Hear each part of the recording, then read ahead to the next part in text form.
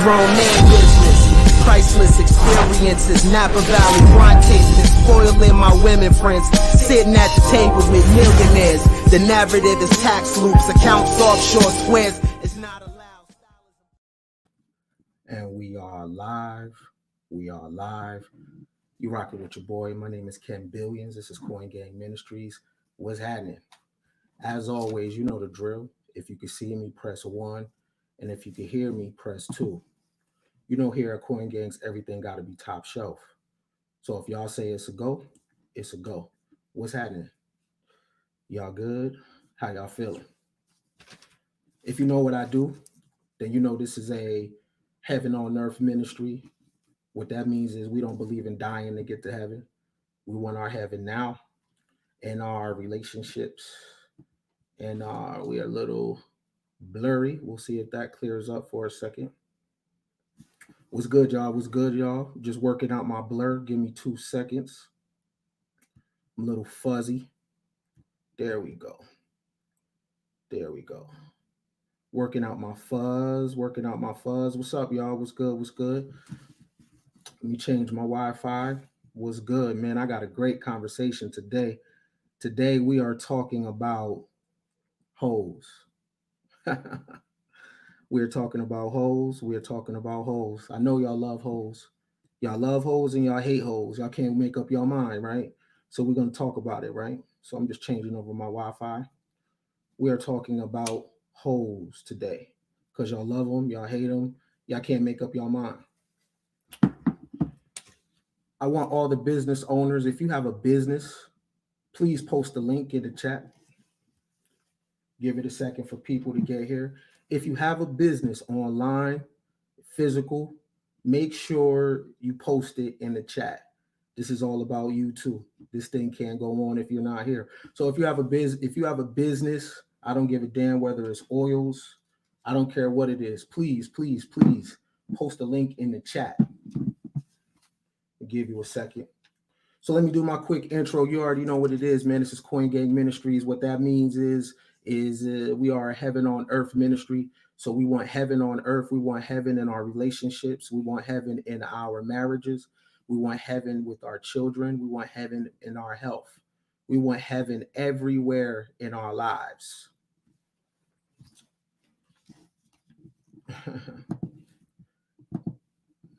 Thank you for that comment. And you are lying. But I'm going to get into that. So if you just bear with me, I'm going to expose the lie, because that is a lie. Oh, you want hoes as your girlfriend? Yes, you do. Yes, you do. So I want to give y'all a second to post y'all businesses in the chat, right? So I could go through it after y'all done and I can see what y'all working with. And get at me if you need any type of business promotion, if you have any flyers, anything like that. Today we're going to cover the human animal, right?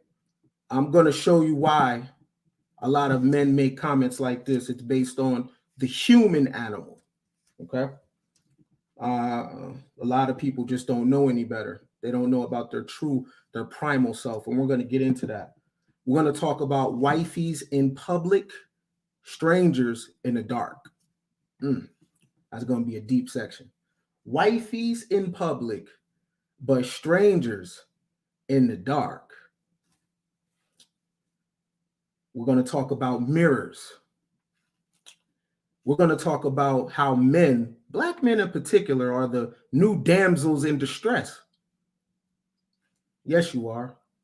You're damsels in distress. We're going to talk about that. And we're going to also talk about the hoe that hoe produced.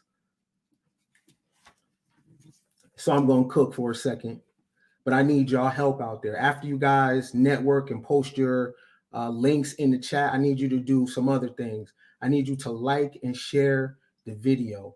Let YouTube know that Coin Gang people over here making some noise too. Now, this ministry is for everybody. The old D-boy, the nigga that been to the pen, the gangbanger, the person with dirt under their nails, the stripper, the hoe, the sex worker. Y'all all good over here. Who ain't good, though, is the fakers, is the fronters and the posers. and the overall corny motherfuckers. So let's get into it. Today's topic is hoe culture. Does anybody know who this guy is right here?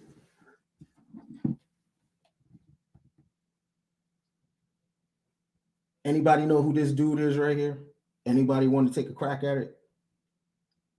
What's this guy's name? Anybody? I'm gonna need some participation out there. I want to know who this gentleman is. He's worth $6 billion. Anybody know who this gentleman is right here? Now remember, today's topic is hoe culture. He's worth $6 billion. Very, very, very well-to-do man, businessman, and overall leader of men. For those of you that guessed right, congratulations.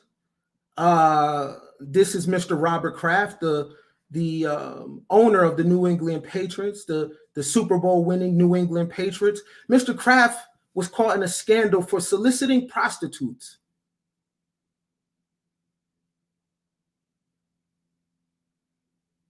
I'll say it again. Mr. Kraft was caught in a scandal for prostitution, soliciting prostitutes. No biggie, right? That's fine. I just want to show you that everybody loves hoes. On the surface, he's not going to say that. Now, it's very interesting that a man this important, right, would risk his position and embarrassment for prostitutes. But I thought that these hoes are the scum of the earth. I thought that these hoes should be damned. These hoes can't get themselves in the kingdom of heaven. Mr. Kraft, a Super Bowl winning owner, loves hoes. He loves hoes so much that he was caught soliciting hoes in Florida. Mr. Kraft is worth $6 billion. Grandfather, married man, and he risked it all because men love hoes. You have to love hoes if you're willing to risk your position for hoes. Your livelihood, public embarrassment among your peers.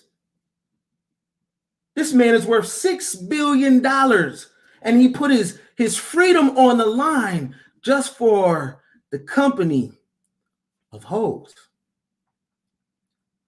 But y'all don't want them as girlfriends or wives, but that doesn't say anything because oftentimes a man doesn't risk his freedom for a wife.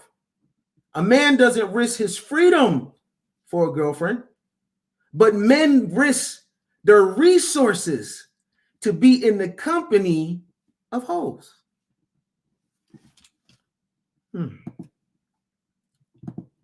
Anybody know who this guy is?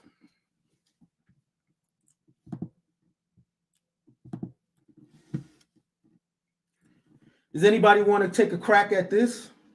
Do you know who this historic gentleman is? Anybody?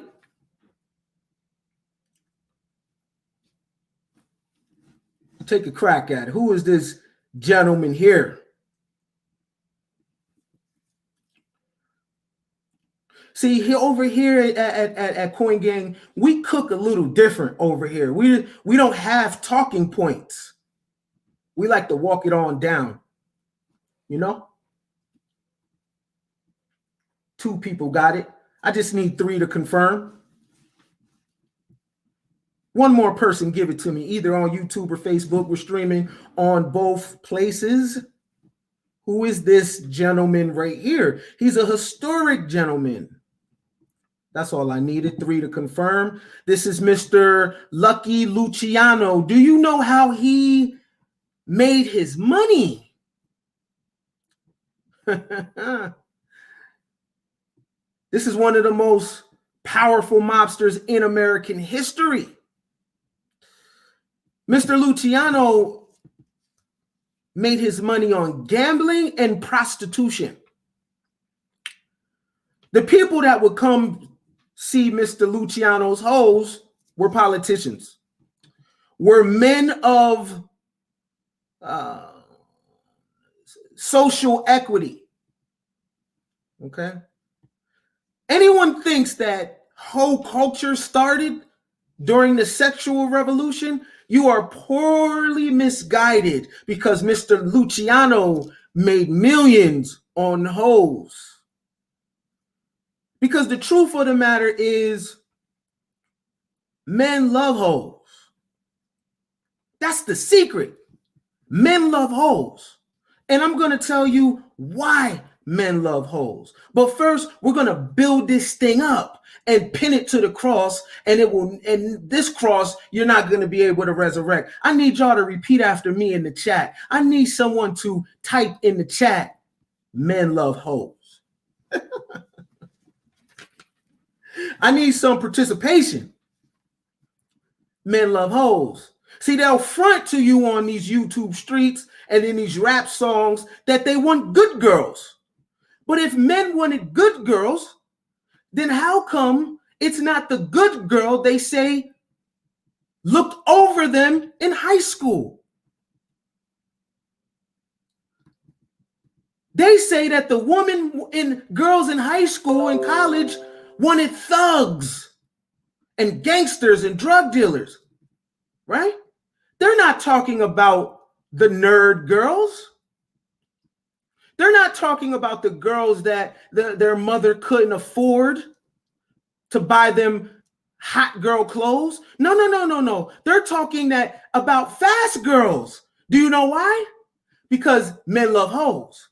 So when you are hearing these guys use Russell Wilson as a reference, saying, you know what, y'all look over the Russell Wilsons. No. They're not talking about the quote unquote good girl. Hell, they're not even talking about her now, because when these guys get their money, what girl do they go after? They say that they don't care about a woman's education. They say that they don't care about a woman's grind or her hustle. No, they care how she looks, like they cared how she looked in high school. They don't want a woman that is a computer nerd. They don't want a woman that is a little bit slower. That's what they tell you. Men love hoes.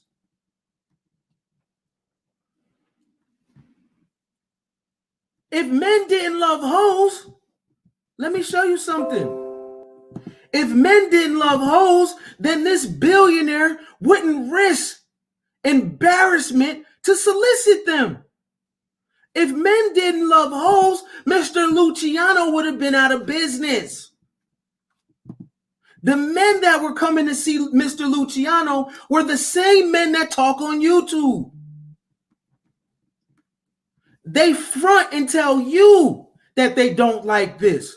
But if men didn't love hoes, then there's no way that a hoe can exist. Oh, they love hoes. I need 5 people in the chat to type men love hoes.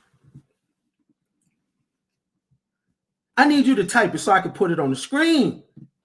I need you to put it in the chat so the algorithm knows that these guys are lying. They didn't want the good girl in school. No, they wanted the hot girl, and the hot girl hurt their feelings, and they grew up with this narrative mad at women. But it wasn't the quiet girl that dissed them, the shy girls that dissed them, the girl that liked them. No, they didn't want that girl, and they don't want that girl now. Men love hoes. No, men love hoes. Men love hoes. I'm telling y'all, men love hoes. Men love hoes. These are the facts.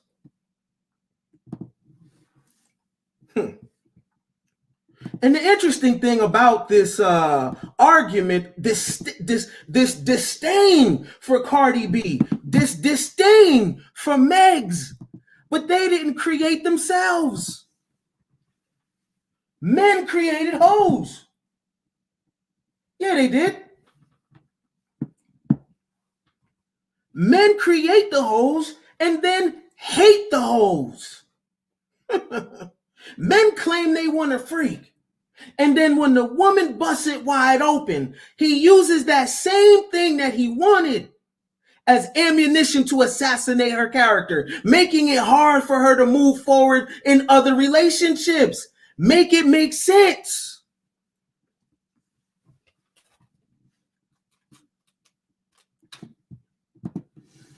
This don't work on me.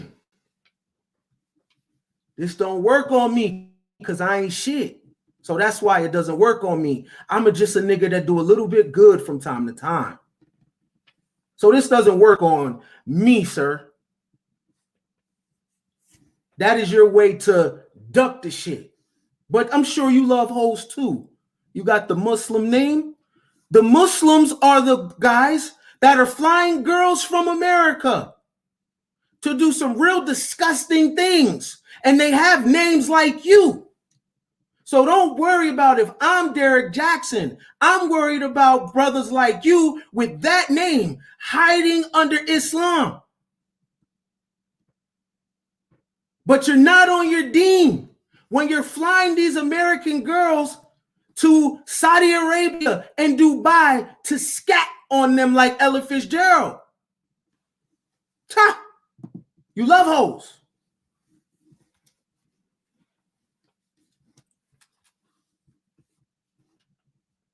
And I'm with the public smoke too. I got hands.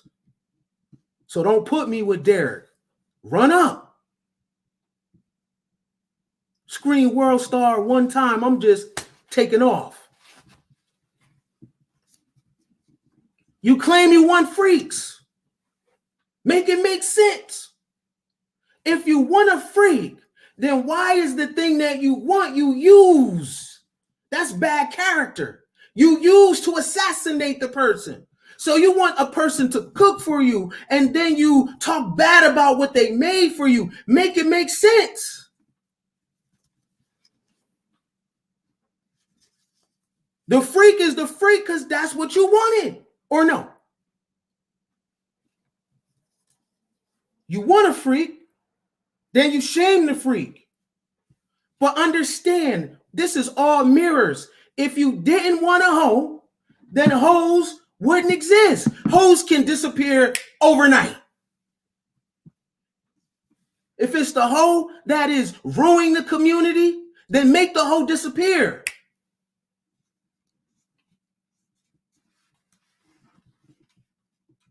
Make the hoe disappear. Matter of fact, here. This is how I know y'all love hoes. This is how I know y'all love hoes. Can y'all see that? Look at the prostitution business. Look at the number. What if we took that same amount of money and put it towards global hunger, cancer research, STEM, the sciences? No. Because what I figured about accountability is people duck that shit like laser tag. Look at the number. How you call me Derek Jackson, but the prostitution business is $186 billion industry.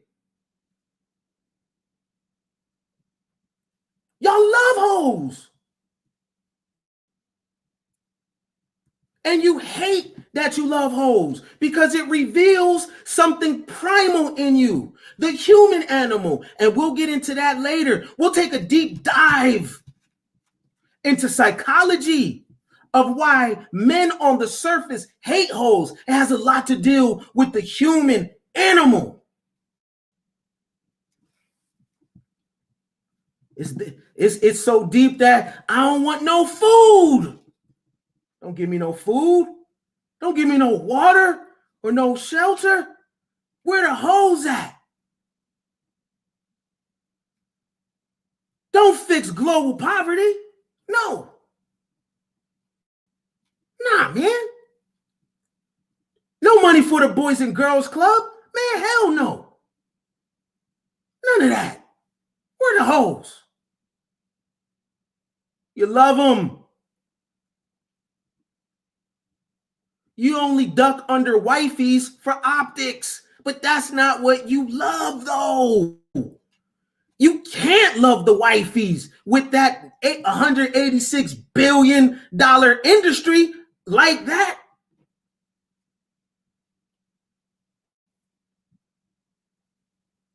I love the hoes too. I ain't the only one.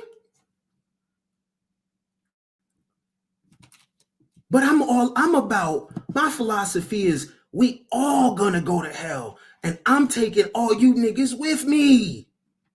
We all burn. You heard? I love the hoes too.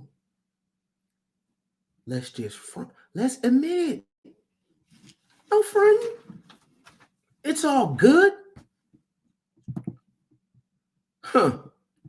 So you guys see that the total prostitution revenue worldwide, 186 billion. China being the number one hoe lovers. United States is 5th. Now, what would United States be if we had the same population as China?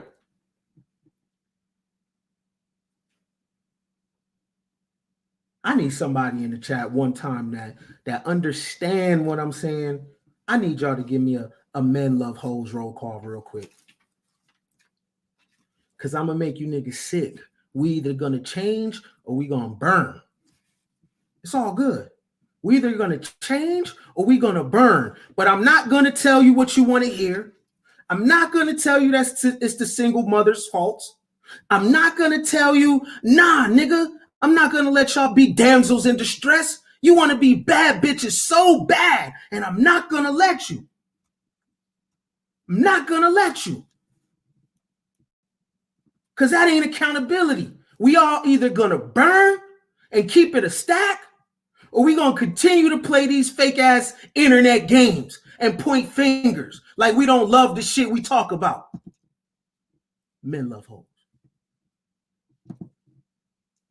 Men love hoes. Men love hoes. Stop it, 5. You can't say that men don't love hoes. I want a good girl. No, you don't. Because why wasn't you talking to them in high school? You wasn't talking to the girl nerds. The same girls, I hear you niggas on these panels crying. For real, crying. Talking about what happened to you in high school, how you was looked over. You are not talking about girl nerds. You are not talking about the girls that liked you. You're talking about a girl that was fast. And I'm not shaming her. She was just grown. She wanted a dude with a car. She wanted a dude with his pockets tight. That's what she wanted. You are literally talking about something that happened to you 20 years ago, but you didn't like the girls that like you, and you don't like them now because you love hoes. Look at the number, $186 billion worldwide. And guess what? This is where you live. You got some money in this too. You know how I know you love hoes? Because you go out the country to sleep with them. You don't go out the country to hike, to take on the illest mountain. You're not going to Brazil to learn capoeira like Eddie from Tekken.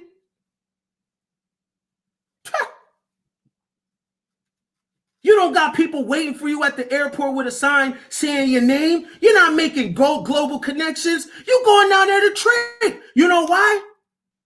Let me find a man loves hoes.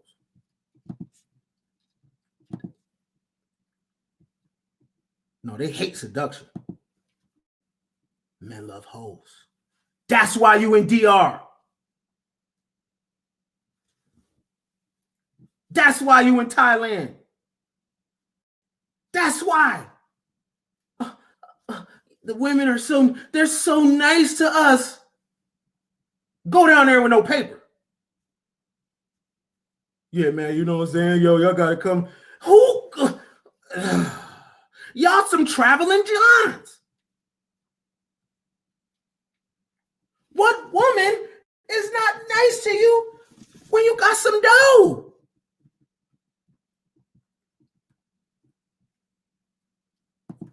I know you love hoes because it fit. Yo, listen, man, oh man. You know what Miami's gonna look like on Memorial Day? Oh my God. Yo, how much, yo? How much? How much? I got girls in my chat right now that done sold some pussy for $150, $200. Go ahead, baby, put one so I can put it up in the chat.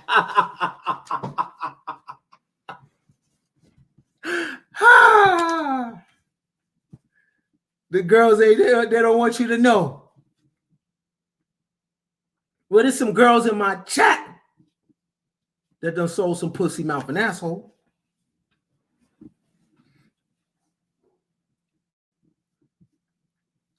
So y'all in America, tricky.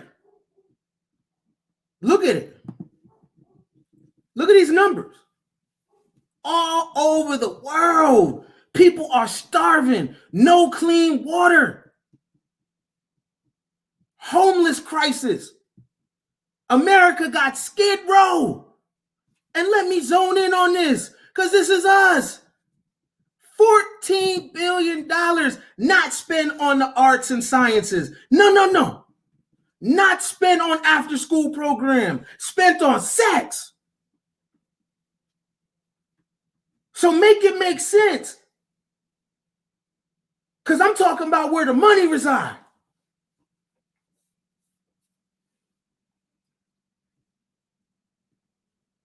And this number going to prostitution tells me that childhood hunger is not the priority. Cleaning up the community is not the priority. After school programs is not the priority. Money for startups is not the priority. That nappy dugout is the priority. That fur burger is the priority. That monkey, that camel toe is the priority.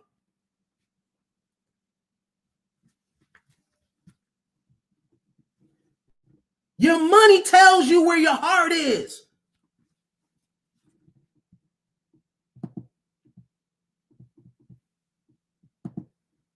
My solution is embrace it. Because the only reason that I'm talking about this is because y'all lying. Embrace it. If you love the hoes, you love the hoes. Let's all love the hoes together. But Big Daddy Kane said, ain't no half-stepping. You can't love the hoes and hate the hoes. You can't say, oh, I'm a soul my royal oats, but I'm going to go marry someone else. No. That's not how it goes. You either love the hoes or we all stop. But it can't be no hoe loving in secret and bashing in public, which gives me my segue to my next topic. Y'all with me? Y'all good? See, because what we're doing over here is we're investing in the number one stock on the market. But this stock is not publicly traded. Okay? This stock is not publicly traded. I'm talking about the accountability business because we seem to want to duck it. We seem to want to run from it. But I want all the accountability smoke. If I look dumb, I look dumb. If I look stupid, I look stupid. I got egg on my face, I got egg on my face. It's only one place to go from there. It's up. Hoes know more about your husband than you do. You are a wife in public, but you're a stranger in the dark, though. Men get married for optics, one, and so you don't sleep with no one else, two. Among men don't openly say, man, I'm just looking forward to get married. No. Many times when a man marries a woman, he marries her because he doesn't want another man to sleep with her. Three, another reason a man marries you is an act of war. Yeah. You are actually laying next to your biggest hater, especially if you're popping. So to give you a ring is to sit you down. To pump you full of children is to sit you down. Don't get it twisted. Penis is a weapon.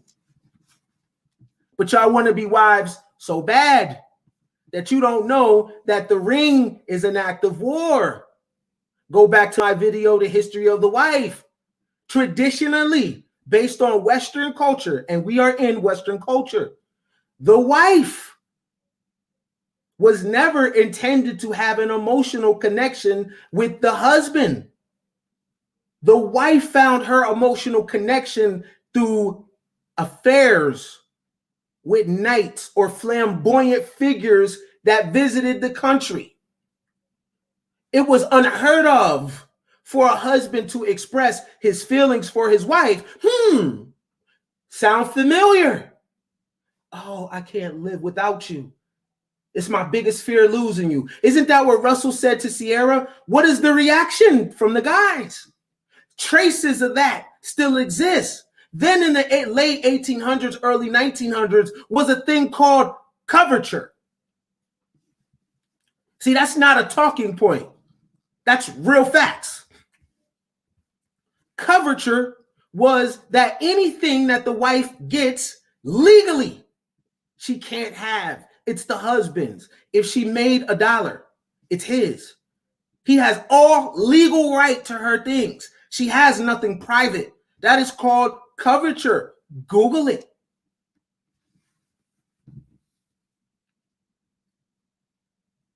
The hoe knows your husband more than you do.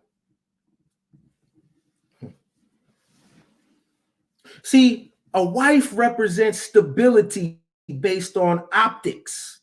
Okay, it's all about optics. So the wife represents stability because you can't really be taken serious politically unless you have a wife. You can't be trusted. A lot of big business, you need to be married. So the wife oftentimes is looked at as for a front, but the husband is not having fun with the wife.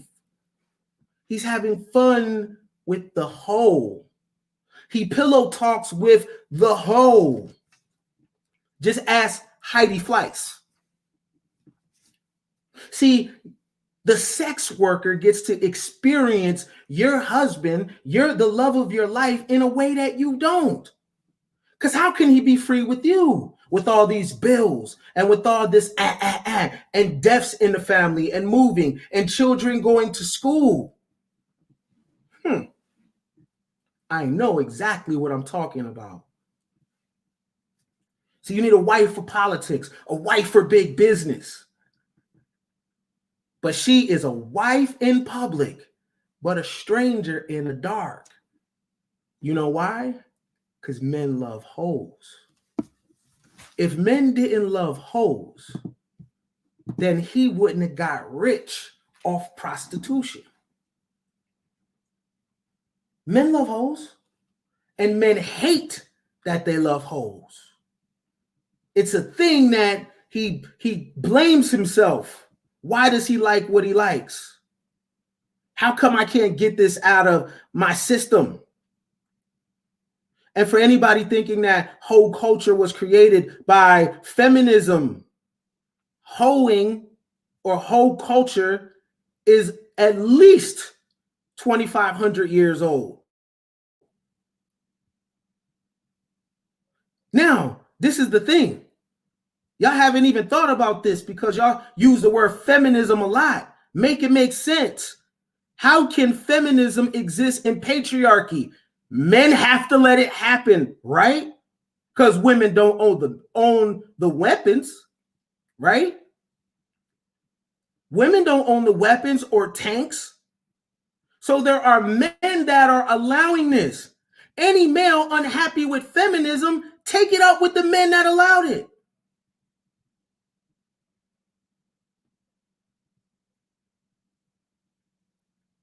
Take it up with the men that allowed it.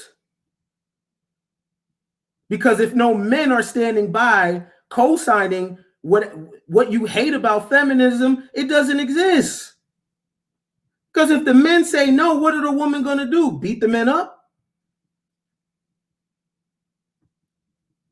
If men didn't love hoes, this couldn't exist. I'm telling you, man. Guys like this couldn't get no money. Lucky Luciano killed the game. No judgment, though. Today is accountability day. 2020 was clear vision. 2021 is all about accountability. Own it. Whatever it is, own it. There's a tribe for you. There's a tribe and a place for everybody. The great philosopher Eli Marcus has a saying that there's a seat for every ass, and I believe that. But yes, wives in public, strangers in the dark. The wife does not know her husband like the hoe does. The hoe is where he lets his hair down. The hoe is who he tells all of his business to. You guys remember the scene in Harlem Nights with the guy with, what was her name? Lady Heroin? And he called up his wife and said, baby, I'm not coming home. You think that's fictional? That's very real. Because men love hoes. It's sad you would think that the wife knows the man, but that's not true. Because the man really never wanted to enter into the marriage anyway. He was coerced. He thought he was going to lose her. He entered to the marriage because of fear, because she said, what are we doing? Like all women do. I'm not getting any younger. And he gave her what she asked for. But that ain't what he wanted, because that's not what men talk about among men. Guys just don't come out and say, man, I'm dying to get married.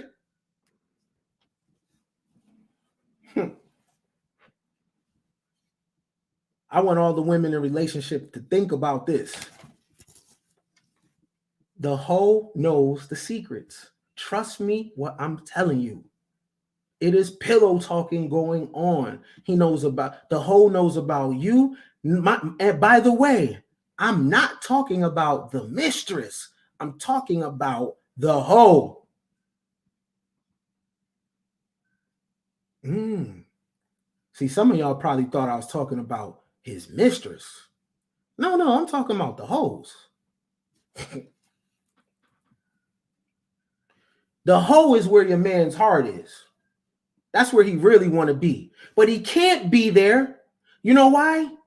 Because people are going to say things, and it's all about optics. That's what he really wants. Because why would a guy like this risk his public profile to solicit hoes? This man is the owner of a sports team. $6 billion. And he's only the one that got caught.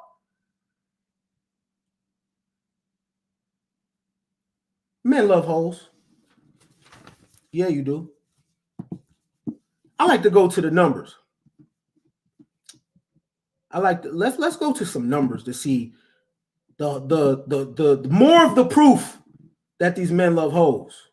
They're just not going to say it. This is a lot of men are here. A lot of men are here. They hang out here too. They put a lot of money here too. Now add this to the number of the 186 billion. Men don't want to clean up the community. Men don't want to fix the homeless problem. Men want to have sex and look at ass. The numbers don't lie. So add this number to the $186 billion number.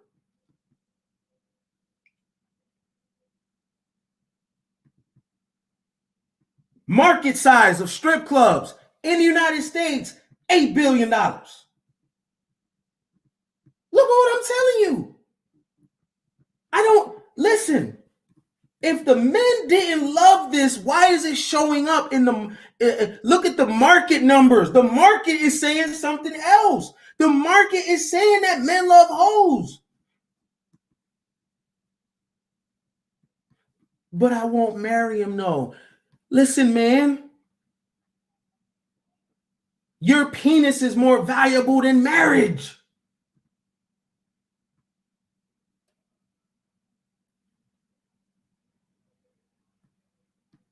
A lot of sex workers won't even sleep with single dudes. A lot of strippers don't want to mess with single dudes because they don't want the headache. They don't want the guy on the line like that. They want guys that are married. They make good customers and they pay better. You ain't talking to SpongeBob SquarePants. This is Ken Billions. I'm the homie.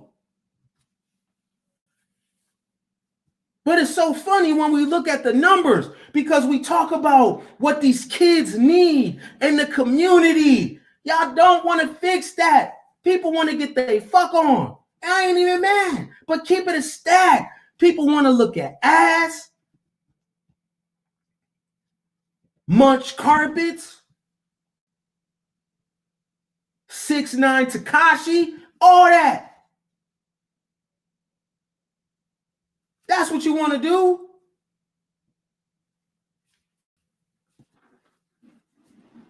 If it didn't exist, if none of this stuff exists, imagine what your community would look like. That unemployment money, that stimulus money is going to twat.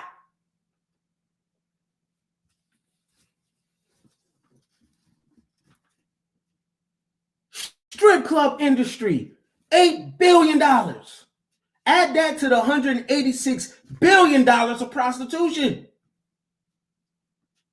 Soon the whole game is going to be $1 trillion economy. But how men don't love hoes?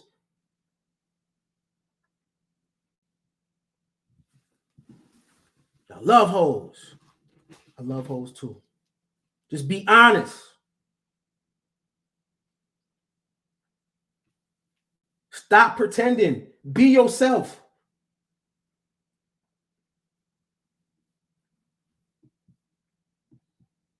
You just want a wife to pump babies in. And then when you pump babies in her, you go see the hoe. You bored. She understands you. Stop at 5.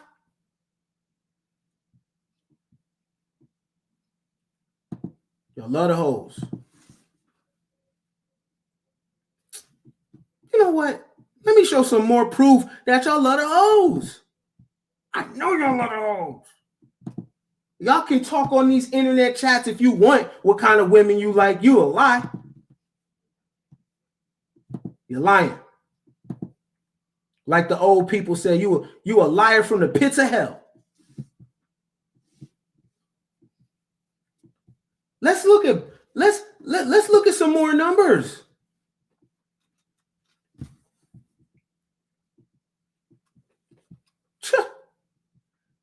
Let's look at some OnlyFans influencers. Let's look at some OnlyFans influencers. Now, these numbers is going to trip you out for real. Further proof that men love hoes. So let's look at Black China, right? Black China is charging $19 a month. She has 143 posts. Let me make this big so y'all can see the number.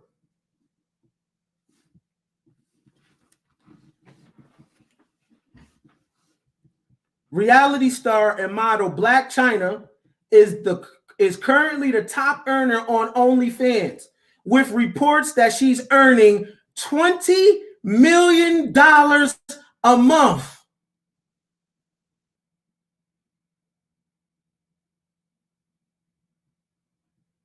She's selling subscriptions for $19.99.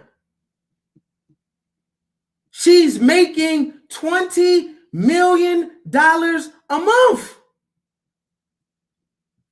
She posts different types of content, including X-rated photos and videos, some of which are specifically geared towards specific fetishes like feet.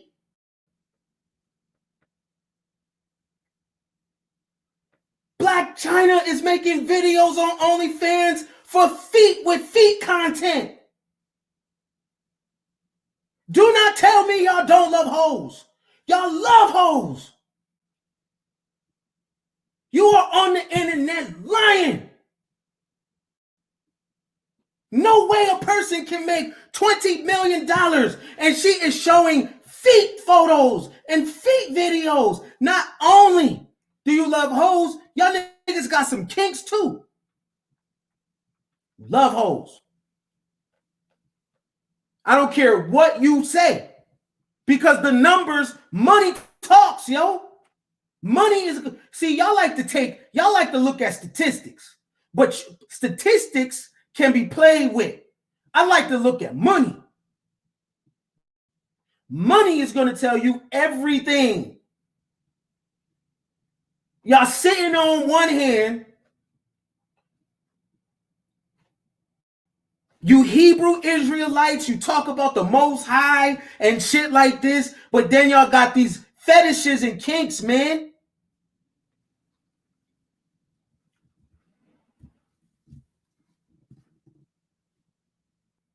The time is over. Yeah, I believe in duality and nuance, but keep it a stack. You can be righteous and savage at the same time. You can do both.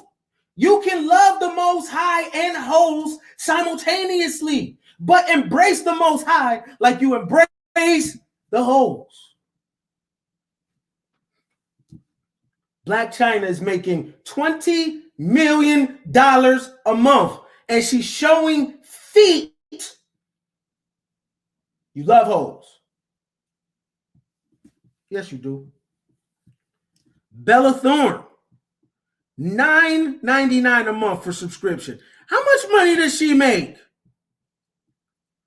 Bella Thorne joined OnlyFans and immediately started making bank.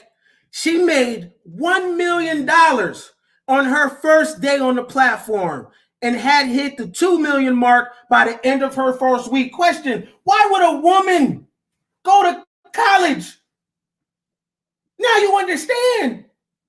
Why would a woman go to college when Black China is making $20 million a month? Fuck school. What? Where the money reside?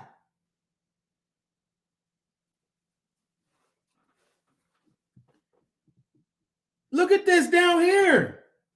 Thorne currently makes $11 million per month. Think about how low the overhead is. OnlyFans, I think, takes 20% per transaction. Everybody's making money.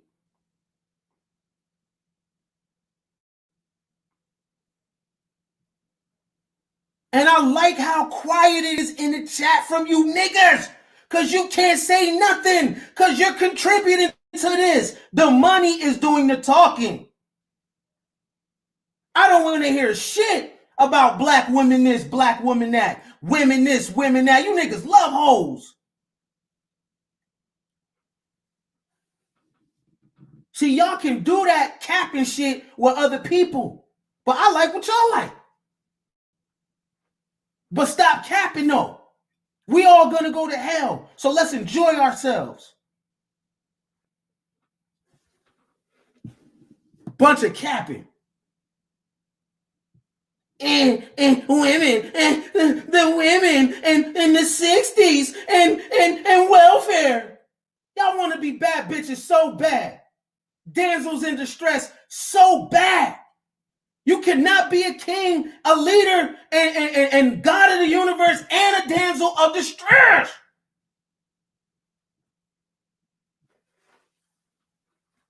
Pick a skirt or pants.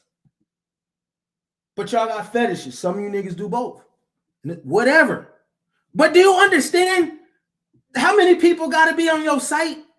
If she's charging $9.99 a month and it's coming to $11 million a month, man, look at the scalability. Oh, Cardi's on OnlyFans.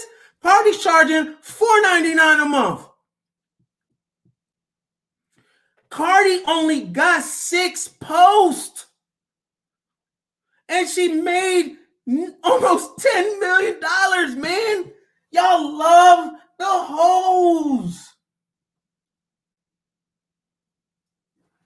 Oh my God, y'all love the hoes. Y'all got words for them, scrags and thoughts, and y'all are thought makers. Y'all created the thought. Y'all created the hoe. This is what y'all love. Look, I told you y'all want to be bad bitches so bad. Tiger got in on the action. Tiger said, man, listen. All these girls making money over there. I want some. Tiger is in on the action. I told you, bad bitches is where it's at. Niggas want to be bad bitches for a reason. It's money over there. You niggas is paying.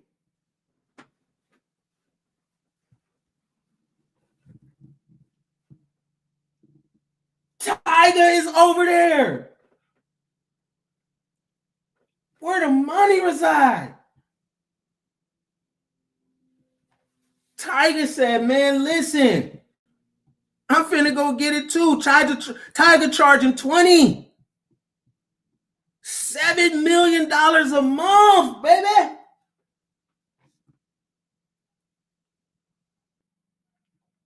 He mixing music and sexy content. Boy, I'm telling you. Woo. Ex-porn star Mia Khalifa. Whew.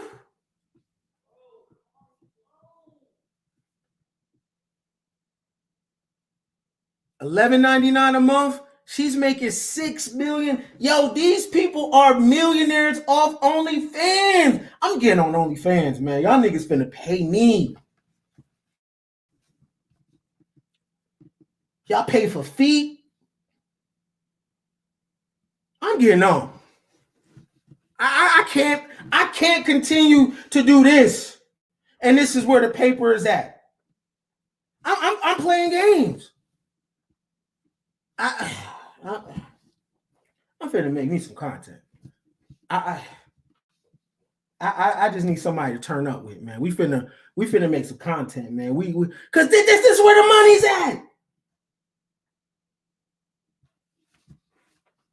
I'm sitting up here writing ebooks and I'm in the wrong business. I'm in the wrong business.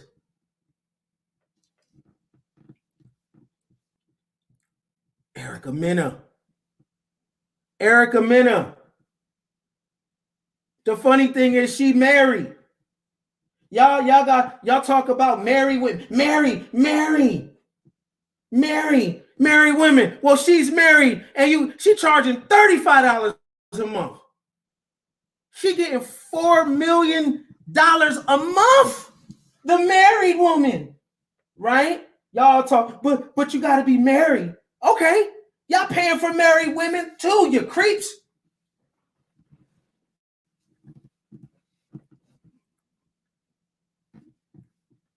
I don't know who she is. Mia. I don't know who that is. Charging $10 a month. How much money she make? $2 million a month, man. Man, listen, I'm getting on the fans. Because y'all gonna pay. Y'all talk bad anyway. I get called simp, Trump supporter, Hotep. I get called shit anyway. So I might as well join the fans and then make some meals. Y'all gonna talk about shit anyway. Might as well get some fuck you cash out of it. Look, Safari on here. Why? Because it pays to be a bad bitch. That's what y'all like. It pays to be a bad bitch.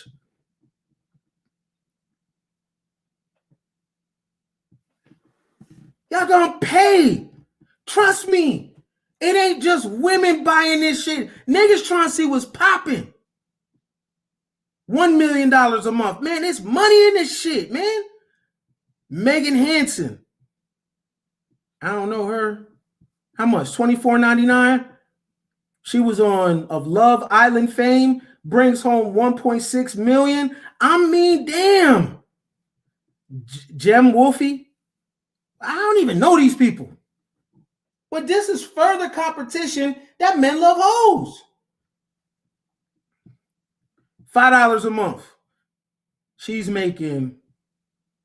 She at one point revealed that she was oh my God, come on, man. While her monthly OnlyFans income isn't reported, she at one point revealed that she was earning up to $30,000 a day. $30,000 a day. Come on, man. Look, Aaron Carter. Aaron Carter on here. Because it pays to be a bad bitch. $19 a month. How much Aaron making?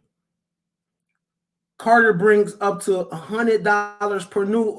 Man, he's sending that to women and men. Man, people missing out. Delphi Def, man, she got pig ears.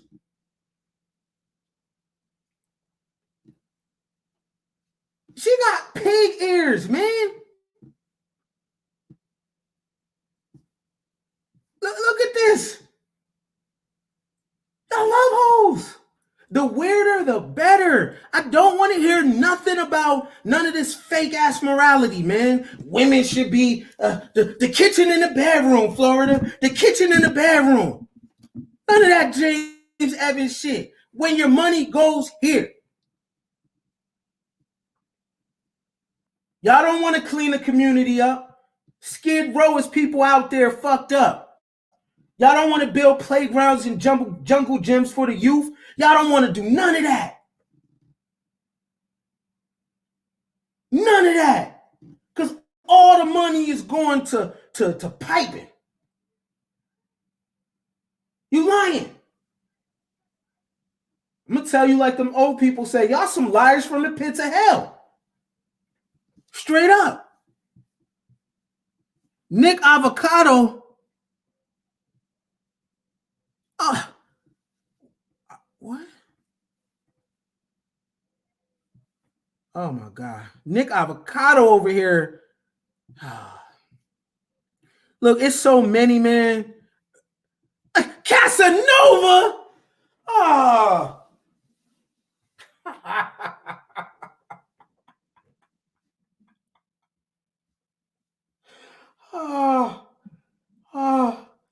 I can't. Oh God. Casanova. My nigga's in the tub. Oh. It pays to be a bad bitch. Go where the bitches is at, because that's where the money's at. Because niggas love hoes. Look what Cass said right there. Oh, no. No. Man, y'all got to stop, man. Y'all have to stop what y'all talking about. Because y'all lying. Y'all lying. Y'all love this shit. You just don't want Malcolm to judge you. He dead. Malcolm is dead, y'all. Noble Drew Ali is dead. Garvey is dead.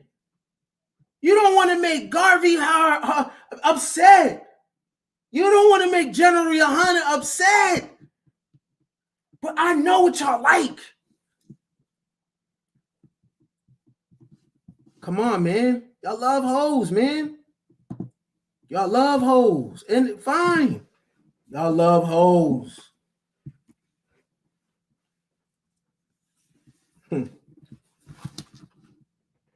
Y'all love hoes. Love them. Look at Pornhub every minute. Every minute of the day. Every minute on Pornhub, 57,000 searches. Every minute. Every minute on Pornhub, 55 people try to view Kim Kardashian sex tape. Every minute on Pornhub, 63,000 visitors. Every minute. I don't want to hear shit about group economics. I don't want to hear nothing about being oppressed. None of that. This is where everybody's attention is. You love it. And it's all good. Just own that shit. But let me tell you, like I just told you before, you can be righteous and a savage at the same time. Just own that shit. Stop the fuckery. Stop the lies.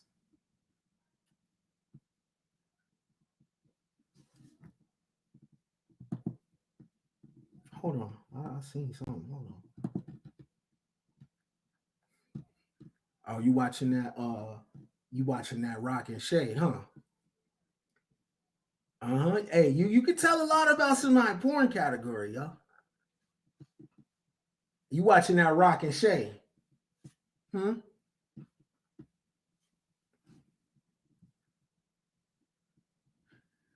See, this is the thing, man. Girls be keeping it real. Girls be playing with themselves at the light. Girls be watching porn. Girls be a little more honest about their hoeing than you niggas is honest about your like for hoes.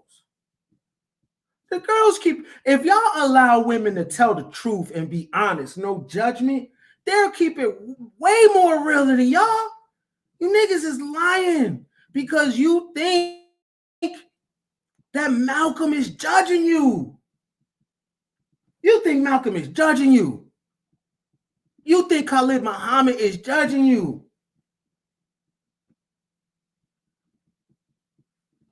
I'm making that OnlyFans, man. Stop playing. That's where the money reside. In 2019, this before COVID. So just imagine how many. 42 billion visits.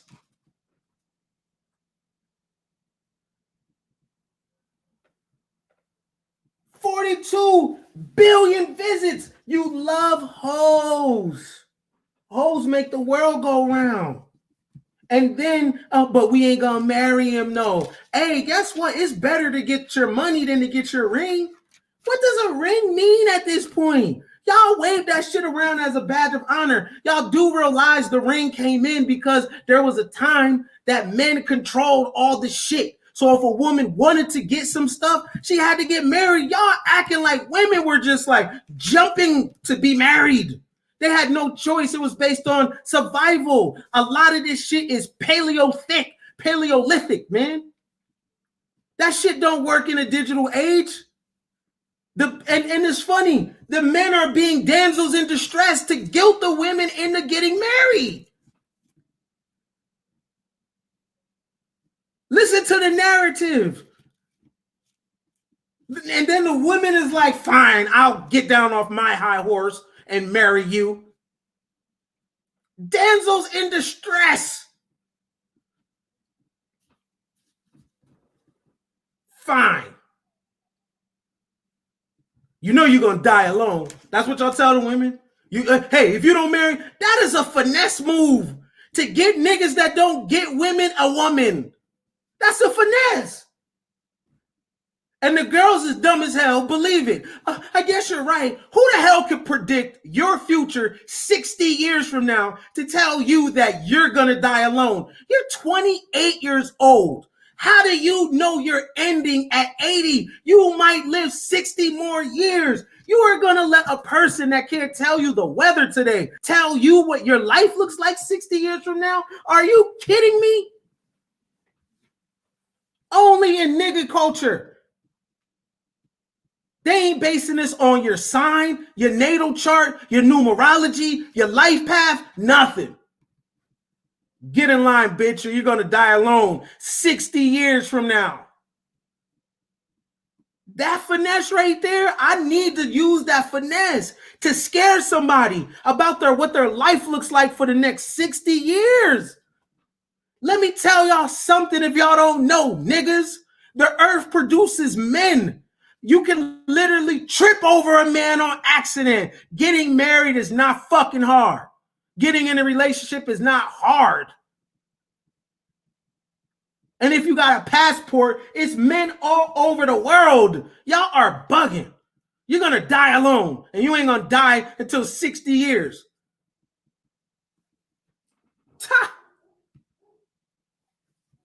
You could never finesse my daughter like that. She going to do her. And so what if you die alone? So what?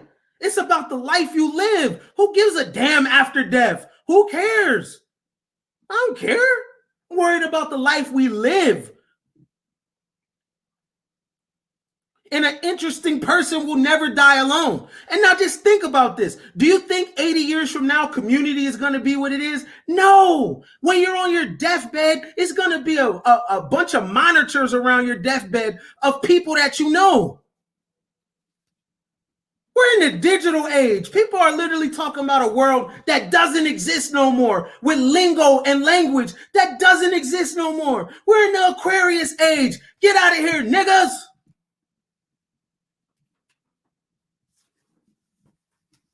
Stupid talk. Love hoes.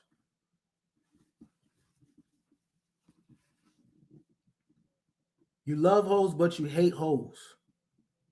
You love them and hate them at the same time. But over here at Coin Gang, we like to get into psychology. See, what you're doing is you're struggling with what your perceived morality and the animal inside of you. Y'all want to watch a video real quick? It's like 8 minutes. But we got to get to the psychology of it, because over here we don't use talking points. People like to go to stats. What do the stats say? I don't talk in stats. Try not to anyway. I like to get to the meat and potatoes of a thing. Where's my video? And the reason why we go above the neck over here, this is a accountability ministry. Because that's what it's about, man. So you leave better than when you got here. If you press 1, if you can see the video, you see my screen. Press 1 in the chat if you can see my screen. If you can see my screen, press 1.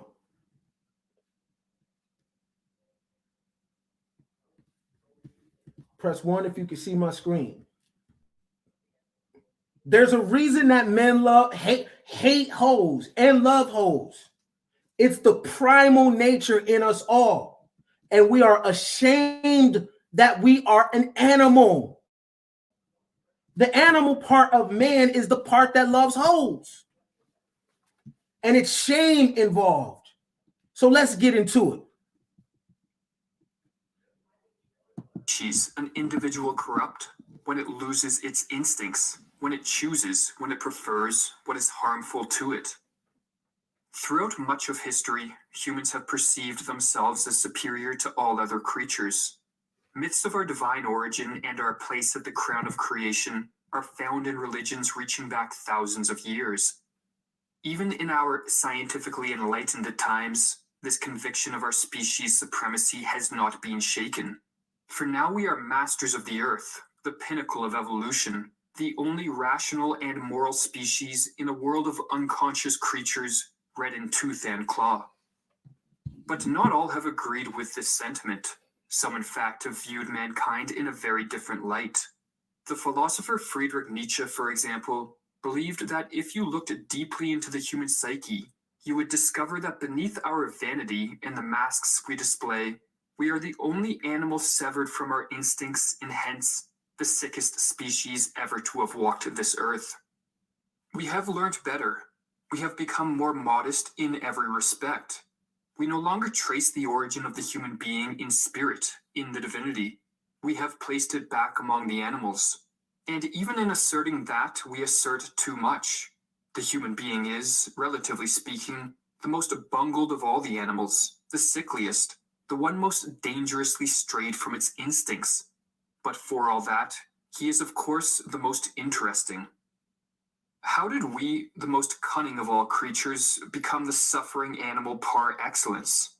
To answer this question, Nietzsche's mind was drawn back many thousands of years to a time when our species' civilized disposition had yet to develop. In these prehistorical ages, humans were primarily driven by their instincts. They were, according to Nietzsche, half animals that were well adapted to wilderness, war, prowling, adventure. A dramatic transformation in the psyche of these half animals occurred when they moved from the wilderness into civilization. Within these confines of society and peace, humans found themselves, for the first time, subject to laws and customs backed by the threat of punishment, and hence, no longer ruled by instincts alone. These social standards conditioned us into a more civilized existence, but they also weakened us and intensified our suffering.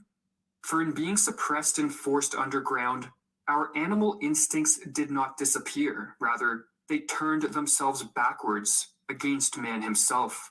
They produced a sickness in the psyche Nietzsche called the bad conscience, a will to self-torment, thus marking the beginning of that dreadful human tendency to inflict pain upon oneself.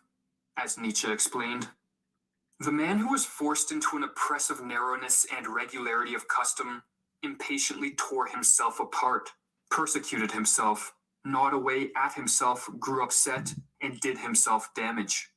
With him was introduced the greatest and weirdest illness, from which human beings today have not recovered. The suffering of man from his own nature, from himself, a consequence of the forcible separation from his animal past, a declaration of war against the old instincts on which, up to that point, his power, joy, and ability to inspire fear had been based. Within the closed walls of civilization, a bad conscience is not all that ails us. Rather, as Nietzsche explained, with the aid of the morality of mores and the social straitjacket, man was actually made calculable. Fear of the law and punishment were the tools of domestication, which weakened our connection to our instincts and made our behavior more predictable, safe, and herd-like. The meaning of all culture, wrote Nietzsche, is the reduction of the beast of prey man to a tame and civilized animal, a domestic animal. While this process of domestication was necessary for the creation of civilization, it came at the cost of transforming the human being from a strong, innocent, and free animal into a guilt-ridden, manipulable, and tame creature, dependent on a shepherd to lead him. To call the taming of an animal its improvement is in our ears almost a joke. Whoever knows what goes on in menageries is doubtful whether the beasts in them are improved. They are weakened, they are made less harmful. They become sickly beasts through the depressive emotion of fear, through pain, through injuries, through hunger. It is no different with the tamed human being. As a result of this millennia-long process of the taming and weakening of our instincts, we have become too reliant on our consciousness, according to Nietzsche, our weakest and most fallible organ. We have developed into a ruminating animal who dissects every detail to a degree that can foster perpetual doubt and cynicism of life. But even worse, this trend has divorced us from our old leaders, the ruling unconscious drives, which guided our ancestors safely for hundreds of thousands of years amidst the terrors and dangers of nature. He has lost and destroyed his instinct and can no longer trust the divine animal and let go the reins when his understanding falters and his way leads through deserts. Nietzsche urged his readers to diminish their reliance on consciousness and to reconnect with their old and friendly unconscious guides. For when the great pains of life make an appearance, often it is these ancient instincts alone which can provide the strength and wisdom needed to persist. There comes for every man an hour in which he asks himself in wonderment, how is one able to live? And yet one does live. An hour in which he begins to understand that he possesses an inventiveness of the same kind as he admires in plants, which climb and wind and finally gain some light in a patch of soil, and thus create for themselves their share of joy on inhospitable ground. Yet Nietzsche realized that a danger accompanies those of us who attempt to revive these old leaders. For in the process, we may unintentionally unleash our vicious and primitive passions. In other words, in repairing our severance from our instincts, we must be ready to confront the beast within. You aspire to free heights, your soul thirsts for the stars, but your wicked instincts too thirst for freedom. Your wild dogs want freedom. They bark with joy in their cellar when your spirit plans to open all prisons. To help us manage our primal nature, Nietzsche looked to the ancient Greeks, the models of all future cultured nations. Rather than denying their instincts, the Greeks accepted them and devoted festivals to all the passions and evil inclinations. The function of these festivals was to serve as culturally sanctioned mechanisms, to help the Greeks transform their primal passions into productive cultural forces and vehicles of creation and life affirmation. But in the modern world, we lack any societal devices of this type, and therefore, Nietzsche urged his readers to create their own festivals in celebration of the primordial passions, so as to promote their modification into more fertile and spiritual forms. Once you had fierce dogs in your cellar, but they changed at last into birds and sweet singers. Or as he elaborated in an unpublished note, in order to be able to create, we must give ourselves greater freedom than has been given us before. At the same time, liberation from morality and relief through festivals, premonitions of the future, celebrate the future, not the past, compose the myth of the future, live in hope, blissful moments, and then cover up the curtain again and turn our thoughts to fixed, close goals.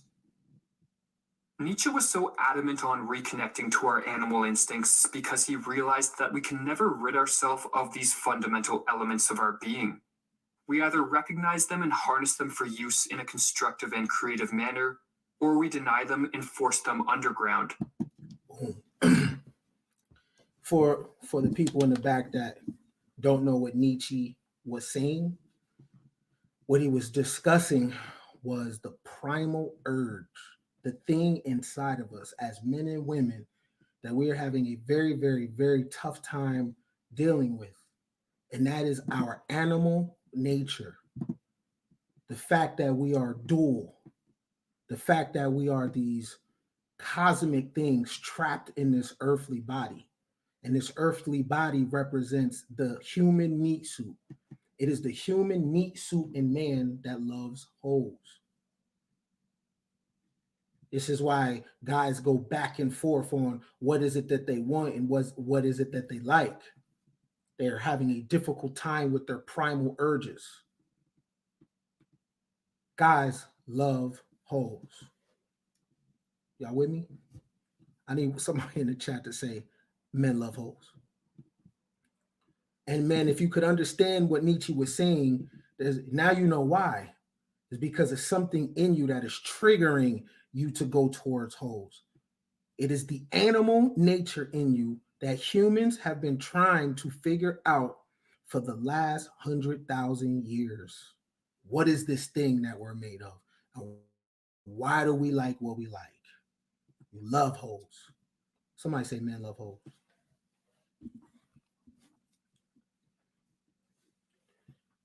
I got some more goodies for y'all. But before I get to the goodies, let's pay some bills real quick. Yo, what's poppin'? It's Ken Billions, repping that Coin Gang Ministries. Listen, it's time to hit that Cash App. The Cash App is not a donation. The Cash App represents value for value. I give you value and you pay for it. Real recognize real. So listen, if you got 10, put 10. If you got 20, put 20. If you got 50, then go ahead and put the 50. And if you got the hundo, which is 100, go ahead and put the 100. But if you don't got nothing, right, and your pockets is hurting, no shade. I understand. I've been there. It's free to like and share the video. If you can't do nothing, the least you can do is like and share the video. All right? Don't be a game thief. Pay your way.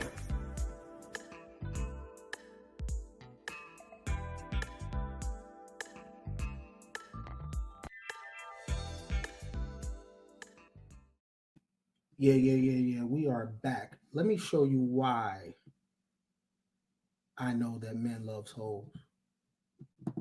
Let me show y'all something real quick. Further proof, right? Further proof that men love hoes. I'm gonna show you something real interesting too. Now, remember earlier I showed you the person Mia Khalifa? Remember I showed you that? Well, she's a known porn star. Very famous porn star, right? But she had an Instagram post up and she's all kissing this guy on the mouth, right? So clearly guys love hoes because she's a porn star. What's interesting is about this is when I went through the comment section for Mia Khalifa, not one dude on here came on here and called her dude a simp. Not one dude on here called her dude a simp. What's fascinating is Russell Wilson said the other day he had a fear of losing his wife, right? Now here's Mia Khalifa, a porn star, and her boyfriend is kissing her, and not one simp comment the last time I checked on his. Not one. Very interesting to me. And what I come to find out is the rules of mating, though, are different within culture. The black man has an image to protect, and the white boy does whatever he wants to do. Very interesting. But men love hoes because this porn star, ex-porn star, has no problem with getting a guy. And you should see all the comments in here talking about how people are happy for them. You know what I'm saying? No one's even happy. People are happy for him, right? And it doesn't matter if people knows who the dude is. Y'all know her. And she was a porn star on camera. And nowhere in this comment section is he being called a name or a sucker or none of that. So it's interesting of white hoes and black hoes. Y'all hate black hoes, but y'all love black hoes. White men love hoes and marry them too. So the black man has a different image that he has to, a de facto image though. A de facto image. Like, nigga, no one cares. You heard Sonny and Bronx tell? Y'all do it for the bros. The white man has a different individuality where you can't shame him in anything. Y'all literally doing it for the bros. Y'all don't even give a fuck about the woman for real. Y'all care about the bros. Oh, my dude, I see you. Yo. You want the homies. Yeah, I thought that was funny. But yeah, men love hoes. Men love hoes. Do y'all know why men love hoes? Some would say why. Some would say, why do men love hoes? Some would say, why men love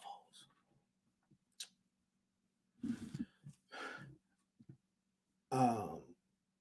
Men love hoes because you see what Nietzsche said about the animal within. But the reason men hate hoes is because hoes represent a mirror. Hoes represent who you really are. And guys hate to see that visual. They hate to see that their weakness, because a guy will grind, battle with other men on the battlefield and in the business world just so he can get the money to sleep with a hoe for an hour. Look at what men have to do or are willing to do to compete in the world. They say money over bitches, but they don't really mean that though. Because when you get the money, you go straight to bitches. But the hoe represents lack of discipline. So this is why men have a love-hate relationship for hoes, because the hoe taps into the primal thing that a man is struggling to deal with, that primal urge. He hates it. He hates that the woman has power over him like that. But the hoe represents the image of the true self, the shadow self. Men also don't realize that hoes produce hoes. What that means is that men think that giving a woman a ring is actually greater than his penis. So you'll see a guy said it in my chat. Yeah, we don't like them as girlfriends or wives. So a guy is willing to give a woman marriage, but give a hoe his penis. But the marriage that you give a woman is not worth more than your essence, which is your penis.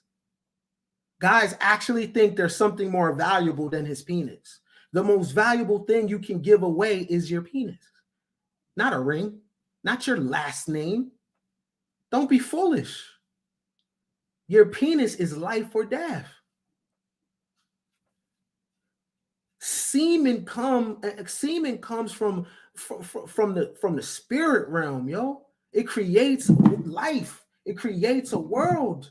It could bring down a civilization, right? You have life in your nutsack. You think a ring, an object, is more valuable than your penis, which represents the essence? And you'll boast and brag that you'll give one woman the sex and then one woman a ring. So you are so brainwashed that you think the object holds more weight than your penis, which you were born with and you were die with. You brought the ring from a store.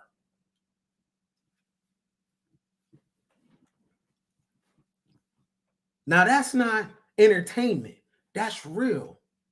And if you looked at your penis the way if you did, there would be no holes, because you would make women earn it. You wouldn't pay for it.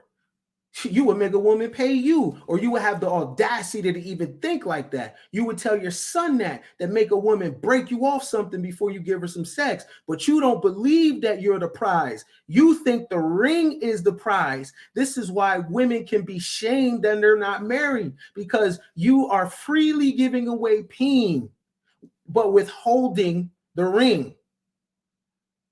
If anything you're going to withhold, it should be the peen. So if you really want to be a bad bitch, then think like a bad bitch, because a bad bitch will withhold her sex. You won't withhold your sex. And this is why one of the reasons why y'all hold women to a higher standard is because women are actually more disciplined than you, and you hate it. Because if you didn't hate it, why do you hold women to a higher standard? Why do you pin a woman to the cross if she does what you do? So that means you expect a different behavior from her. But how can you hold women to a standard that you can't be? The best way to lead someone is to let them see you doing something. The best way to get someone to submit is allowing them see what you submit to. What are you submissive to? What God or discipline or philosophy are you submissive to? You think you're just going to walk up to somebody and they submit to your language? No, let them see you pray 5 times a day. Let them see you pray. Let them see you get up at a certain time. Let them see you handle your business. By then, you ain't got to say nothing. She either going to shit or get off the pot. You're trying to talk someone into submission, tradition someone into submission, except be an example and allow that example to push somebody into submission. That's too much like right, though. See, that's the type of leadership that don't need no words, because Tim Duncan ain't never say a thing, and he's one of the greatest of all time.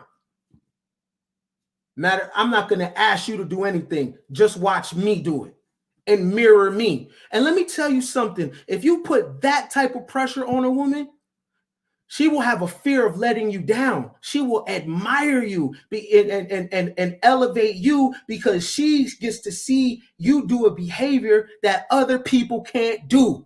That's how you get people to follow you, have a rare quality. Y'all want to talk a person into submission, Bible a person into submission, tradition a person into submission, instead of creating a behavior of doing and allow someone see you in action. You want something that you're not in any of the work, in anything. What are you submissive to? You're showing clear flaws. You're showing clear inferiority in behavior, in language, in study, in thinking, and finance, and you want submission. Let me tell you something. Having a job is not a reason someone submits. No, there has to be something unseen within the character of the person. Your character doesn't put a person into submission.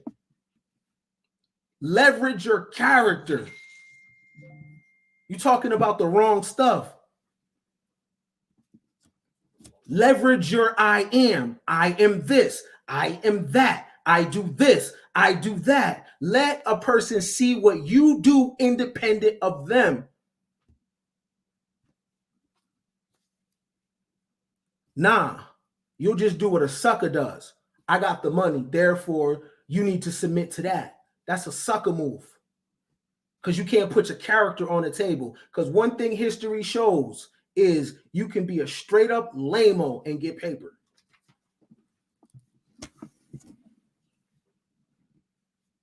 Penis is your essence, man. Penis is your essence, not the ring. The reason the hoe exists is because of your uncontrollable thirst. That's why the hoe exists. That's why WAP exists. That's why the asses are getting bigger and the titties are getting bigger, because men like it. You create your gods and your devils with what you put your attention on. You don't like it? Turn your head. It doesn't exist. Period. This is the accountability business for us all. If you don't like it, prove it. Not with your mouth, but with your attention. The hoe that hoe produce, contrary to popular belief, when you sold your royal oats, if you lie with a hoe, you are a hoe too. If you lie with a slut, you are a slut too. There is no separation. You are what you eat. Birds of a feather flock together, and you are who you have sex with. So if the hoe is unclean, you are unclean. Same thing. You don't get to say, well, I'm just doing this, but I'm marrying her. No, you're dirty. If the hoe is dirty, you are dirty. And I'll say it again, that you marrying a woman does not have more value than you sleeping with the hoe. It's a ring. I know with optics and getting on one knee. What's more sacred or valuable than entering a person's universe, their body? Oh, you thought it was all going to be laughs and giggles. No, nigga, fire and brimstone.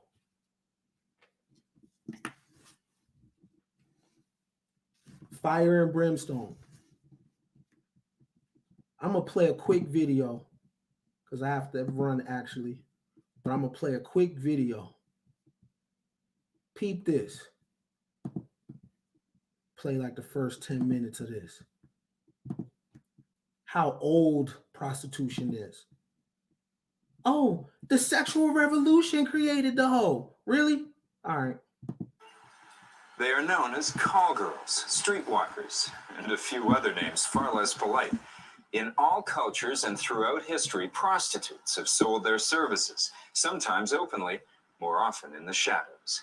Their influence has extended from ancient Greece to modern America, and they've had a lasting impact on religion, race relations, and everyday life in urban centers around the world. Join us for History of Prostitution, Sex in the City.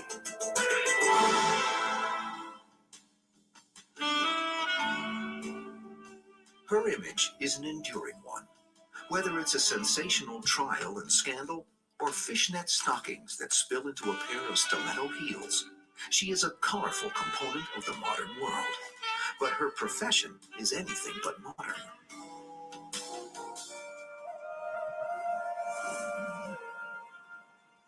Somewhere back in time, an enterprising man or woman discovers vast profits can be reaped from the primal urge for pleasure. Love for Sale is born. Its impact upon history will be far-reaching and truly remarkable. Throughout history, prostitutes have had a place in their communities which went far beyond their sexuality. Some of the earliest written accounts of prostitution come from the ancient civilization of Mesopotamia. There, prostitutes enjoy a special religious status and are closely associated with Inanna, the goddess of fertility. The most famous of these Bronze Age working girls can be found in the Sumerian classic Gilgamesh. In this epic tale, the hero Gilgamesh employs a temple prostitute to seduce and tame his beast-like foe, Enkidu. For 6 days and 7 nights, Enkidu approached and coupled with the prostitute. After he was sated with her charms, he set his face toward his game. Enkidu is so weakened by the woman's feminine wiles that he can no longer catch wild game in the fields. But as a result of this coupling, he is enlightened. The harlot has civilized the once savage Enkidu. This week-long tryst in the Babylonian hinterlands reveals an approach to prostitution based not upon morality or legality, but practicality. Nowhere is this philosophy better exemplified than in the world of the ancient Greeks, who flourished some 2,400 years ago. Unlike most societies of the Western world, the Greeks attach no stigma to prostitution. They see sexual activity as essential to good health and vitality. Oh, The Greeks were aware that a horny man is a very dangerous thing, and therefore you had to have a socially safe way of taking care of. hold on. Y'all heard that? All this promiscuous, women are this, women are that. What did the Greeks say? That a horny man is what? Interesting. Ago. Unlike most societies of the Western world, the Greeks attach no stigma to prostitution. They see sexual activity as essential to good health and vitality. The Greeks were aware that a horny man is a very dangerous thing, and therefore you had to have a socially safe way of taking care of the excess sexual energy that men had. Given that Greek marriages are little more than passionless business transactions arranged to ensure bloodlines and inheritances, men seek sexual pleasure outside their nuptial beds. What they find is a vast carnal landscape filled with women all too eager to satisfy their desires, but for a price. Brothels were widespread in Athens because there was a lot of traffic there. It was a very prominent commercial city. It was known as a place where women in the sex trade were on display. These sexual supermarkets are colorfully described by Xenarchus in the Greek comedy, The Pentathlon. There are, after all, very good-looking things in the whorehouses. One can readily see basking in the sun, their breasts uncovered, stripped for action and drawn up in battle formation by columns. And each of them can be had without fear, affordably, by day, towards evening, in every way you like. Brothel workers and streetwalkers like the one celebrated by Xenarchus represent the lowest rung of the sexual hierarchy and are known as porne, a term from which the word pornography is derived. The word whore could be used for this category. There are a number of sources, many of them comic, talking about the advantage of patronizing a porne instead of going after a married woman. They talk about how simple it is because you can see what you get. The goods are on display. You can make your choice right out there in the street. It's not very expensive, and when it's done, it's over. It was the simplest of sexual transactions. Without the benefit of newspapers or the yellow pages, Porne discover an ingenious method of advertising their services. They engrave the words, "Follow me," on the soles of their sandals, leaving a seductive trail for their customers to pursue. In the city of ancient Ephesus, there is a carved footprint in the pavement with words indicating where you should go to have a good time in Ephesus. Perhaps the best little whorehouse in Ephesus. We don't know. It may have been a very big one.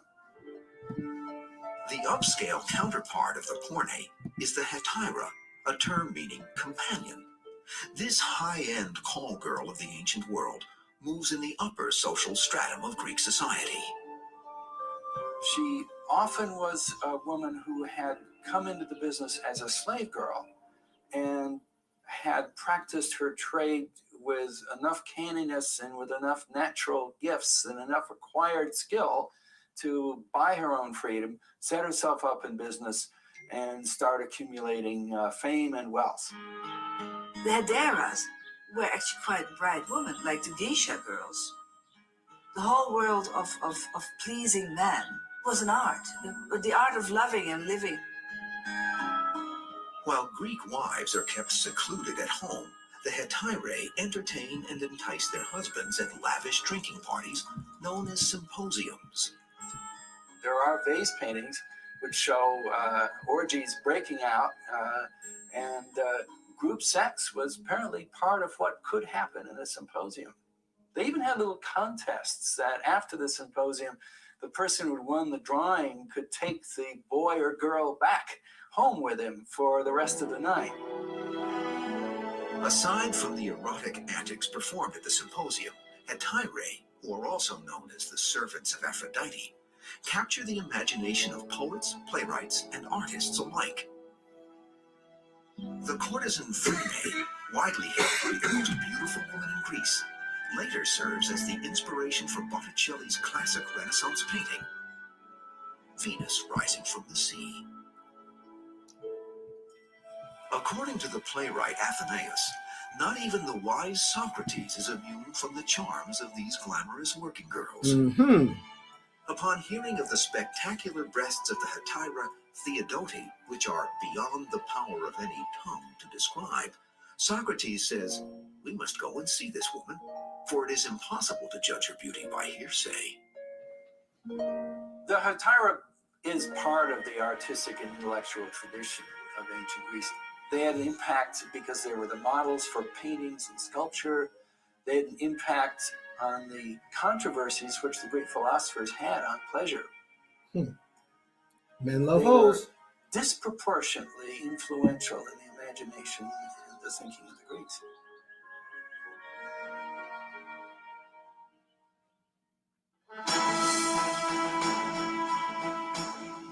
Following their rise to power, the Romans borrow heavily from Greek culture. The god Zeus is now Jupiter. And Aphrodite, the goddess of love, becomes Venus. Statues of the erotic deity can be found throughout the empire. While the Romans share the Greeks' love of beauty, they do not hold prostitutes in the same high esteem. The Romans had a much more matter-of-fact attitude towards prostitution. It wasn't exactly a prestigious job. A lot of prostitutes, first of all, were slaves, and their owner basically rented them out. And it wasn't really considered any more degrading to them than other jobs that a slave might do. The storied excesses of the Roman Empire provide a bustling marketplace for women known as she-wolves and night moths to ply their trade. These ladies conduct business everywhere from the overflowing Circus Maximus to bathhouses to graveyards. Out of this carnal landscape emerges St. Augustine, one of the fathers of the Christian Church. He had led a very wild early life. He once prayed, "Grant me chastity, O Lord, but not yet." Though Augustine partakes of the sexual bounty that surrounds him, he eventually renounces these worldly ways for Christianity. Augustine preaches against sex outside the confines of marriage. But like the Greeks, He sees prostitution as serving a necessary function. If you expel prostitution from society, you will unsettle everything on account of lusts. Do you see what I'm saying? This is over 2,000 years ago. Men create hoes because of the primal nature in man.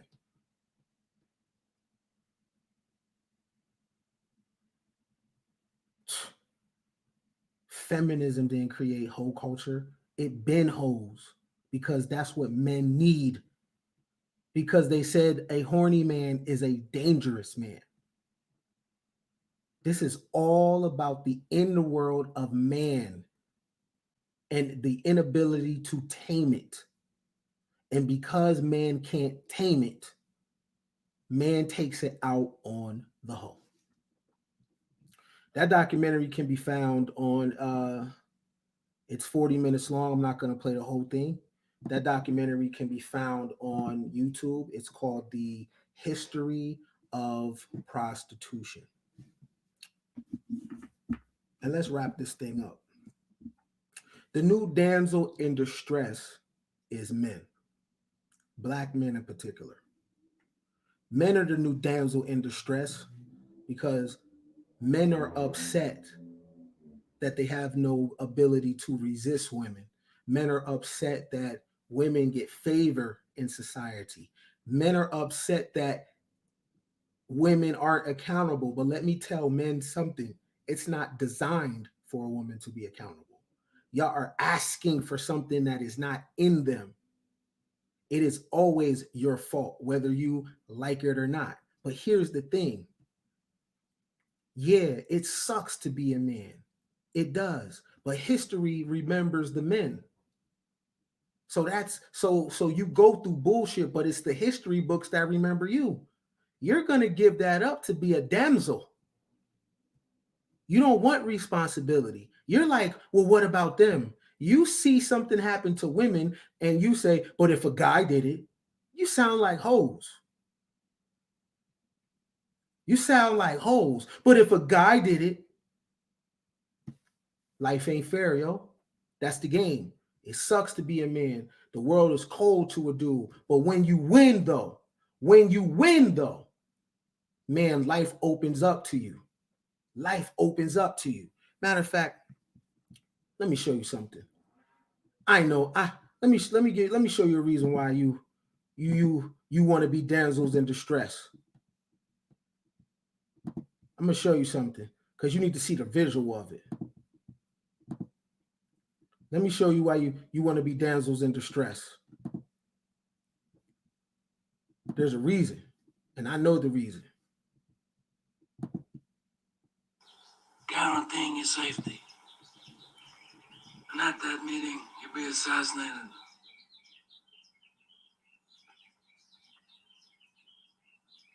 I like to drink mine more than I used to.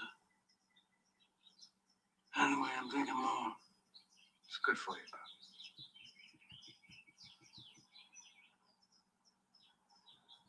I don't know. Your wife and children, are you happy with them? Listen to what he say. Very happy. That's good. I hope you don't mind the way I keep going over this Bassini business. No, not at all. It's an old habit. I spend my life trying not to be careless. Women and children can be careless, but not men. Ooh. This why y'all want to be damsels in distress. The Godfather. This the real Godfather. Not that one y'all talking about. This the Godfather. Listen to what he say. Careless, but not men. Listen to what he say. This why y'all want to be damsels. Because y'all want to be careless. Y'all don't want responsibility. Listen to what he say. Try not to be careless. Women and children can be careless, but not men. Women and children can be careless and not men. This is why y'all want to be damsels in distress. So you can be careless. So you can do what the women do. That's why you want to be damsels in distress. You want to be damsel in. Let me play it one more time. You want to enjoy pleasure. You want to rest in your femininity like a woman. That's why y'all damsels in distress right now. Listen to your arguments. Can men get a deal? What about a man? Our feelings.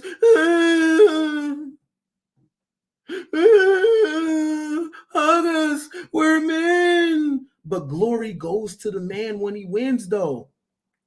I don't see women complaining that history doesn't really record wives or women. No, it records men. That's the trade-off. That's the trade-off. It's the man's name that lives forever. Women aren't complaining about that. I want to live forever like a man. No. Y'all want to have the same equity in life as women. You want to rest. You want to have the resting bitch face. You want to have rest in your femininity. Bro, yeah. Oh, this. You want Section 8? You want government assistance? You want to be a protected group? Y'all want to be hoes. So y'all, this is why y'all hate the hoes. Y'all jealous. Because if a woman gets a flat tire and she steps out the car, then someone will pull over. And you won't. And it won't happen to you. You don't have favor in the world by just being a gender. You have to do a lot. That's how it is. But guess what? The trade-off is the history remembers your name. Women usually don't care. Women ain't saying what Achilles is saying in Troy, trying to live forever. No, women is living life and dying. Y'all want that. Y'all want to be bad bitches so bad. I get it. You hate the hoes and love them. Listen what he's saying. Women and children can be careless, but not men. Women and the children can be careless, but not men. Y'all even want the perks of the babies. Y'all even want the perks of the babies. You don't even want the children to have first. Who eat first, the children or the men? You want to eat before the babies. The leader always eats last. In a group, one of the things about leadership, first of all, leadership sucks because you come in last. Because the leader doesn't get their trophies until they're dead. You want the beneficiary of leadership. You don't get it until you're dead. They build statues of you and put your name on the scoreboard. You want to eat before the kids. You want the favor of the women and the babies. You hate hoes and love them at the same time. You want their favor. All of this crying and complaining. Oh, we got kicked out the house for welfare. The women got on government assistance for $80, my niggas.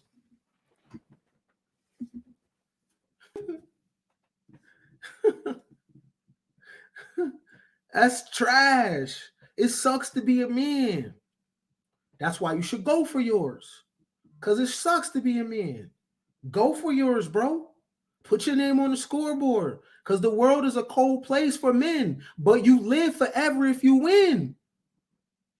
You live forever if you win. That's the trade-off. And women ain't complaining about that. They're not trying to take history from the man. But you are trying to take bad bitches from bad bitches.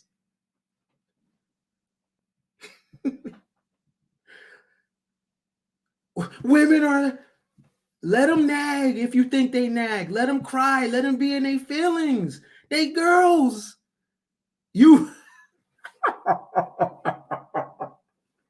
literally want them to be out of their feelings, not resting in their femininity. You want to be bad bitches, but you can't do both. You can't be a bad bitch and be historic at the same time.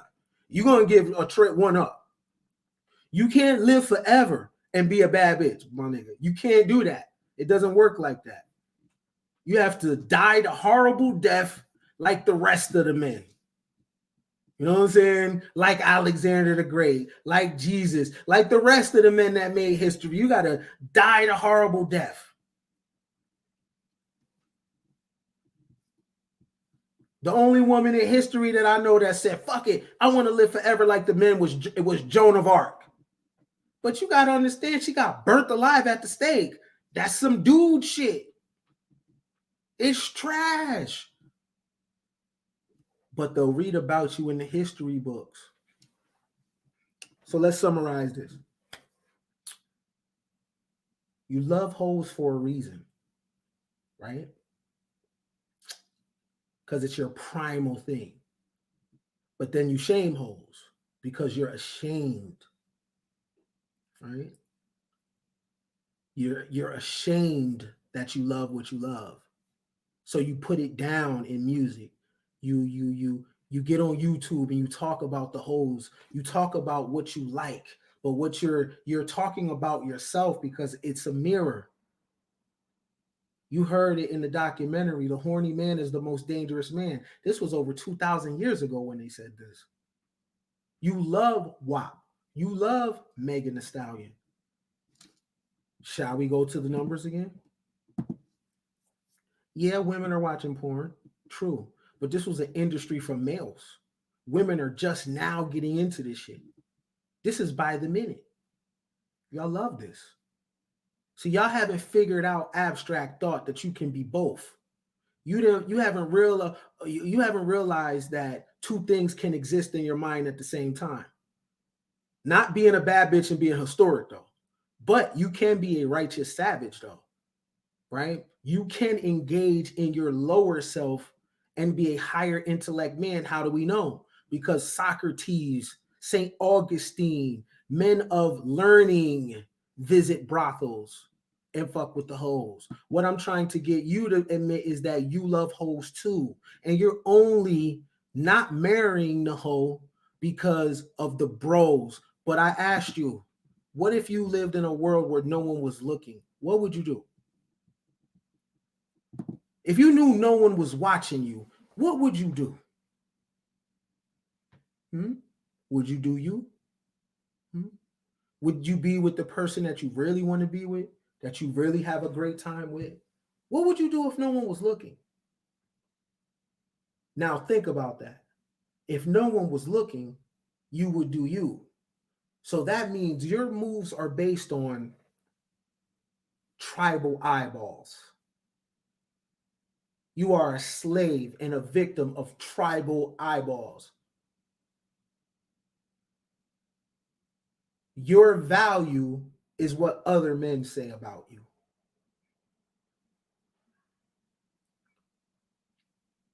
But history records men that do historic things, introducing a new thought, creating something. Hell, even doing something to make you infamous like Charles Manson. I ask you one more time, what would you do if no one was watching? What would you do if no one was watching? Because it's the hoe that you might have the best fun with. You clearly do because the hoe knows you more than your wife does. The hoe loves you more than your wife does. The hoe knows your secrets. The hoe knows that you're upset at work. The hoe knows that your kids are stressing you out. The hoe knows that you're having issues and conflicts with your best friend. The hoe knows your testosterone, what your testosterone levels is. The hoe is a man's altar. You go to the hoe and lay your whole thing out. Notice there's not been much pushback in the chat. Why?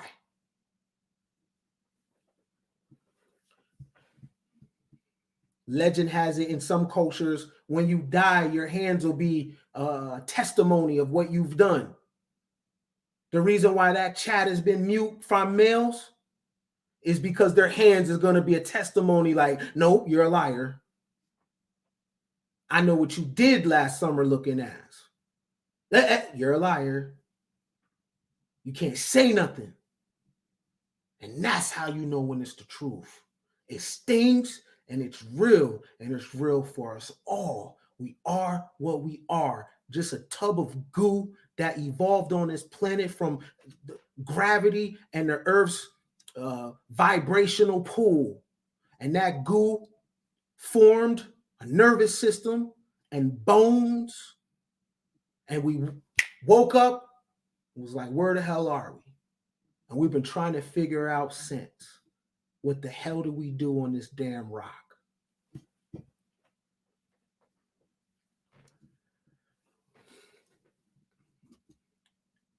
You love hoes.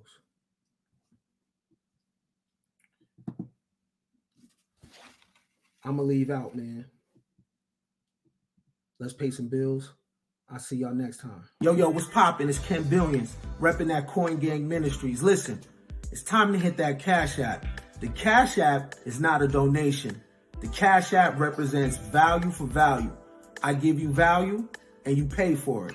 Real recognize real. So listen, if you got 10, put 10. If you got 20, put 20. If you got 50, then go ahead and put the 50. And if you got the hundo, which is 100, go ahead and put the 100. But if you don't got nothing, right, and your pockets is hurting, no shade. I understand. I've been there.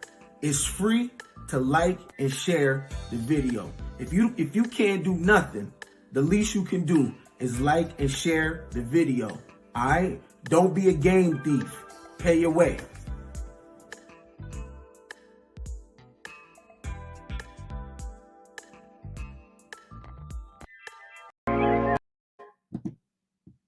See you later.